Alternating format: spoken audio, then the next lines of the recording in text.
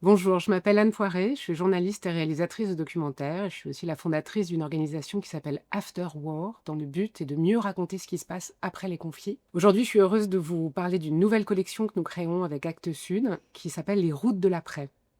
Alors, dans les routes de l'après, vous allez retrouver des chercheurs, des spécialistes, des experts qui vont vous raconter de façon décalée, de façon sensible, leurs recherches sur le terrain une fois que les guerres s'arrêtent, une fois que les armes se taisent, que les grands médias s'en vont et qu'on a l'idée que les conflits se sont arrêtés. Alors qu'en fait, tout commence, puisque c'est un moment très gris. Les armes ne parlent plus, mais les conflits sont toujours là. Il faut reconstruire. Il se pose des questions universelles qui sont captivantes.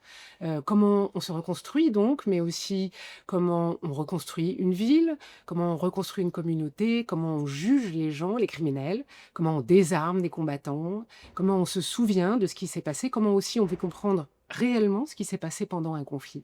Ce sont des thématiques qui sont rarement abordées dans les médias, que ces chercheurs connaissent parfaitement et qu'ils vont vous raconter de manière sensible, inédite, pour vous rendre accessibles ces moments qui sont gris et qui sont passionnants.